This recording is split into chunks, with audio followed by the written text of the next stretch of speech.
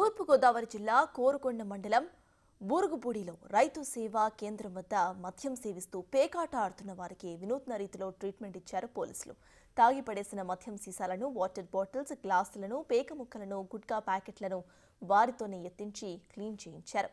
అనంతరం పేకాడుతున్న నలుగురిని అదుపులోకి తీసుకుని వారి నుంచి 1600 రూపాయల నగదు, సెల్ ఫోన్లను స్వాధీనం చేసుకున్నారు.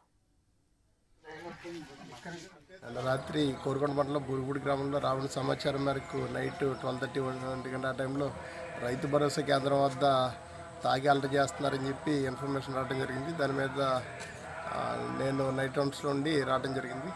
ఆ సమయానికి కొంతమంది వ్యక్తులు అక్కడ తాగుతూ అలర్ట్ చేస్తూ ఉంటాం కాబట్టి మమ్మల్ని చూసి పారిపోవడం జరిగింది. దాంట్లో ఇద్దరి దగ్గర పేక చేతిలో కనపడ్డది. మొత్తం నలుగురిని అదుపులో తీసుకుని వాళ్ళ దగ్గర 1600 రూపాయలు క్యాష్ అదుపులో తీసుకున్నాం. వాళ్ళ మీద కేసు బుక్ చేయడం జరిగింది. అక్కడ మందు సీసాలు కూడా గమనించడం జరిగింది.